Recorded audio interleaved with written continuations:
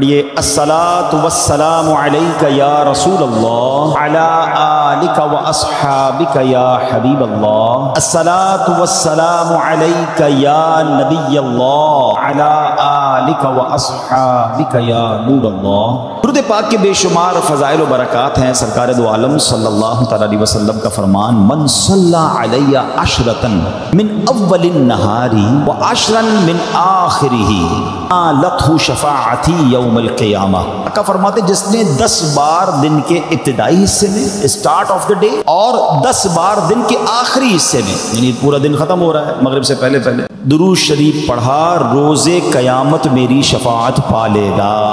انعام کتنا بڑا ہے، کاش یہ بات سمجھ آ جائے اور نبی پاک کی اللہ کرے ہمیں شفاعت بھی نصیب ہو جائے۔ یہ مل کر محبت کے ساتھ بآواز بلند درود پاک پڑھ لیں۔ صلو علی الحبیب صلی اللہ تعالی علی محمد صلی اللہ علیہ وسلم۔ ایک فارمولہ ہے، کلمہ طیبہ کا ورد کرتے رہا کرو۔ پڑھے لا الہ الا اللہ محمد الرسول اللہ صلی اللہ تعالی وسلم۔ آپ کو پتہ ہے حدیث میں کیا فرمایا؟ افضل الذکر، سب سے افضل ذکر حدیث میں پتہ ہے کیا فرمایا؟ لا الہ الا اللہ۔ اس کو سب سے افضل ذکر کہا گیا۔ اب میں پوچھتا نہیں، ہاتھ نہیں اٹھاتا، اپنے دل سے پوچھ لو پورے ہفتے میں کتنی بار کلمہ پڑھا ہے؟ روز ایک تسبیح تو کلمے کی پڑھو۔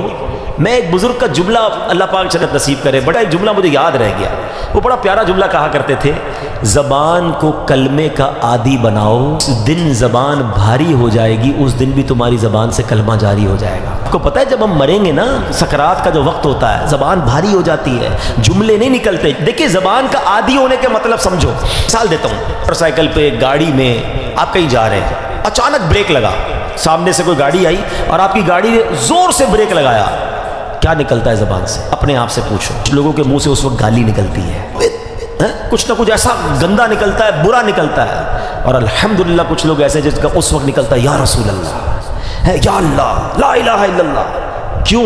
یہ جملہ سمجھنا میرا، جو برتن میں ہوتا ہے نا وہی چھلکتا ہے، جس کے اندر گندگی بھری ہونا ہے، گندی باتیں، بے حیائی، برے دوست میں بیٹھنا، گالی گلوچ، جب بھی اس کو جھٹکا لگے گا نا، جب بھی اس کو تکلیف پہنچے گی، چونکہ اندر گندگی بھری ہوئی ہے تو دھکا لگنے پر وہی باہر نکل رہا ہے۔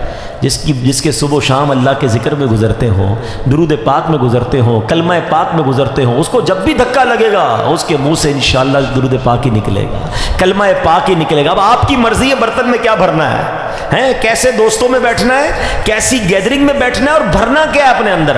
اپنے برتن کو اچھا بھرو، روز کلمہ پڑھتے رہا کریں۔ ایمان کی حفاظت کا ایک ذریعہ یہ بھی ہے کہ بندہ کلمہ پاک کا ورد کرتا رہے، تاکہ جب میری زبان بھاری ہو، سکرات کا عالم ہو، تو زبان سے کلمہ جاری ہو جائے۔ اللہ سے دعا کرتا ہوں مولا مرتے وقت ہمیں کلمہ نصیب کرنا، گالی دیتے ہوئے، بری بات کرتے ہوئے، حرام دیکھتے ہوئے، حرام سنتے ہوئے ہمیں موت نہ آئے۔ ہاں، جو فلمیں ڈرامے دیکھتے ہیں، جن کی گاڑی میں بھی میوزک چل رہا ہوتا ہے، سوچو یار اپنے گاڑی کے ایکسیڈنٹ ہوتے ہوئے دیکھا، لوگوں کو مرتے ہوئے دیکھا، تمہیں شرم نہیں آ رہی؟ خدا نہ خواستہ اس حال میں چلے گئے تو کیا ہوگا؟ گانے سنتے سنتے دنیا سے جاؤ گے۔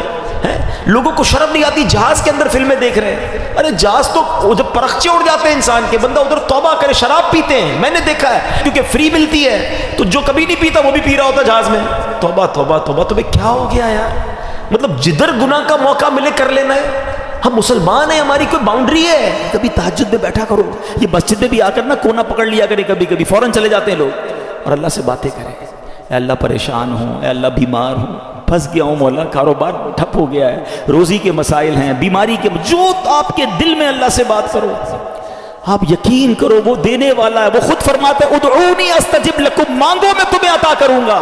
جس دن اللہ پر آپ کا بھروسہ بڑھ گیا نا، آپ کو دعا کا لطف آ جائے گا۔ کاش کی بات سمجھ آ جائے، اللہ سے بندہ جب دوستی کر لیتا ہے نا، اللہ پچھلے گناہ معاف فرما دیتا ہے، بلکہ اللہ راضی ہو جائے تو گناہوں کو نیکیوں میں بدل دیتا ہے۔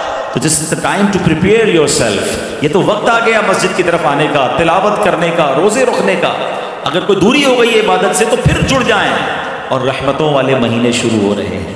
تو اے میرے پیارے اسلامی بھائیوں، اللہ کرے کہ ہم رجب میں اللہ کی عبادت کر کے، اپنے گناہوں کی معافی مانگ کے، ہم اس رجب کو اس طرح گزاریں۔ اور نبی پاک علیہ الصلوۃ والسلام فرماتے ہیں، حضرت عبداللہ ابن زبیر رضی اللہ عنہ سے روایت ہے کہ جو ماہ رجب میں کسی مسلمان کی پریشانی دور کرے، اللہ عز و جل اس کو جنت میں ایسا محل عطا فرمائے گا جو حد نظر تک وسیع ہوگا۔ تم رجب کا اکرام کرو، اللہ کریم 1000 کرامتوں کے ساتھ تمہارا اکرام فرمائے گا۔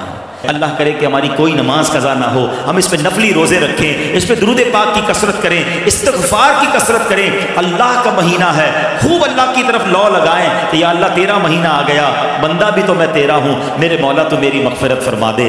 آج کے معاشرے میں کتنی محبت کی ضرورت ہے، اتنا فرسٹریشن بڑھ گیا ہے، آج آپس میں نفرتیں بڑھتی جا رہی ہیں۔ تو اے میرے پیارے اسلامی بھائیوں، سلام کو عام کریں۔ سلام میں بھی ہم نے کیٹیگرائز کر دیا ہے، جس کو جانتے ہیں اس کو سلام کرتے ہیں، رشتہ داروں کو سلام کریں گے، کاروباری لوگوں کو سلام کریں گے، جس مسلمان کو جانتے نہیں اسے سلام بھی لوگ نہیں کر رہے ہوتے۔ سلام بھی کریں، ہاتھ بھی ملائیں، اس سے انشاءاللہ محبت بڑھے گی۔ سلام کو عام کریں، آپ کے دل سے تکبر دور ہوگا، عاجزی اختیار ہوگی، اور تحفہ دیں تو انشاءاللہ محبت میں اضافہ ہوگا۔ نبی پاک کی سخاوت کا ذکر ہو رہا ہے، سنیے ایک بار کیا ہوا، پیارے آقا علیہ الصلوۃ والسلام نے عرب کے یعنی دیہات کے رہنے والے کچھ افراد نبی پاک کے پاس آئے، پیارے آقا نے ان میں سے بہت ساروں کو 100 اونٹ تحفتاً عطا فرما دی، ایک ایک کو 100 اونٹ عطا کر دیے۔ حضرت صفوان بن امیہ رضی اللہ تعالیٰ عنہ نے، ابھی وہ اسلام نہیں لائے تھے، وادی حنین کا واقعہ ہے، غزوہ حنین کا موقع ہے، کہتے ہیں نبی پاک سے بکریوں کا سوال کیا۔ حضرت صفوان نے 2 پہاڑوں کے درمیان پورا جنگل بھرا ہوا تھا بکریوں سے، نبی پاک علیہ الصلوۃ والسلام نے وہ پورے کا پورا جو ریوڑ تھا نا حضرت صفوان کو عطا فرما دیا۔ اب یہ مسلمان نہیں ہوئے تھے، اب یہ اپنی قوم کے پاس جا کر پتہ ہے کیا کہتے ہیں، اے میری قوم تم اسلام لے آؤ، اللہ پاک کی قسم محمد صلی اللہ تعالیٰ علیہ وسلم ایسی سخاوت فرماتے ہیں کہ محتاجی کا خوف ہی نہیں رہتا ہے، وہ اتنی عطا فرماتے ہیں کہ جھولیاں بھر دیتے ہیں۔ اللہ اکبر، سبحان اللہ۔ پہلے کے لوگ ایک بڑی پیاری بات کرتے تھے، حاتم طائی بہت بڑا سخی گزرا، فرمایا اس نے گھر میں 8 دروازے رکھے تھے، اس کے گھر کے ہر دروازے پر لوگ آتے تھے، وہ ان کو عطا کرتا تھا، مال دیتا تھا، کھانا دیتا تھا۔ کہنے والوں نے کہا کہ اس کی سخاوت کا عالم یہ تھا کہ اگر کوئی 8 دروازوں سے باری باری آ جاتا تو حاتم طائی اس کو 8 دروازوں سے دیتا تھا، بڑا سخی تھا۔ سبحان اللہ۔ علماء عشق و محبت نے بڑا پیارا جواب دیا کہ حاتم طائی کے پاس 8 دروازوں سے آتے تھے، تب بھی جا کر لوگوں کی ضرورت پوری نہیں ہوتی تھی، جبھی تو آتے تھے نا۔ میرے آقا کا دربار وہ ہے جو ایک بار چلا جائے، اور نبی پاک نگاہ رحمت فرما دیں تو اتنا عطا فرماتے ہیں۔ بڑے بڑے سخی آئے نا، لوگ باتیں کرتے ہیں یار وہ بڑا سخی تھا، بڑا بادشاہ تھا۔ سنو، علماء عشق و محبت کہتے ہیں کہ نبی پاک علیہ الصلوۃ والسلام کی اس ایک دن کی سخا، اس ایک دن کی عطا جو غزوہ حنین کے موقع میں نبی پاک نے فرمایا بادشاہوں کی عمر بھر کی سخاوت و بخشش سے زیادہ تھی۔ یہ ایسی اعلیٰ حضرت نہیں لکھا کہ قطرہ کسی نے مانگا تو دریا بہا دیے، یہ واقعات موجود ہیں کہ نبی پاک سے کچھ مانگا اور آقا نے پورا جنگل بکریوں سے بھرا ہوا عطا فرما دیا، ایک ایک اعرابی کو 100 اونٹ عطا فرمائے۔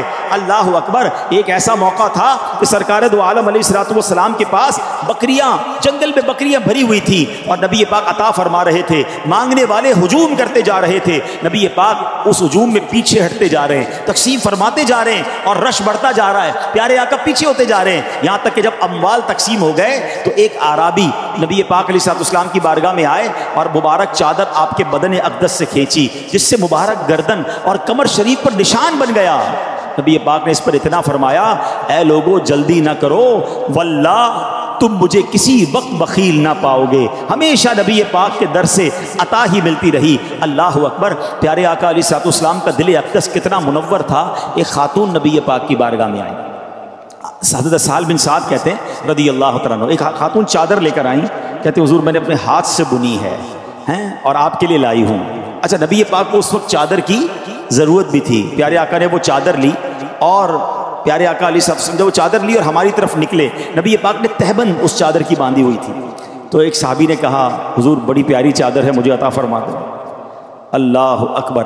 نبی پاک اس مجلس سے اٹھ کر گئے، اب ظاہر تہبند پہنا ہوا تھا، تبدیل کیا، واپس آئے اور وہ چادر اسی صحابی کو عطا فرما دی۔ تو باقی صحابہ نے کہا کہ آپ کو معلوم تھا پیارے آقا کو چادر کی حاجت ہے، وہ خاتون اپنے ہاتھ سے بن کر لائی تھی، کتنی پیاری چادر تھی، آپ رہنے دیتے، مگر وہ صحابی بھی کمال کے تھے، وہ کیا کہتے ہیں، اور آپ کو پتا بھی ہے، وہ صحابی سے کہا انہوں نے کہ پیارے آقا منع تو فرماتے نہیں ہیں، آپ نے کہنا تھا، انہوں نے دے ہی دینی تھی، لیکن آپ کو نہیں مانگنی چاہیے تھی۔ اللہ اکبر۔ وہ صحابی کہتے ہیں اللہ کی قسم میں نے صرف اس لیے یہ چادر کا سوال کیا کہ جب میرا انتقال ہو جائے تو بطور تبرک میرا یہ کفن بن جائے۔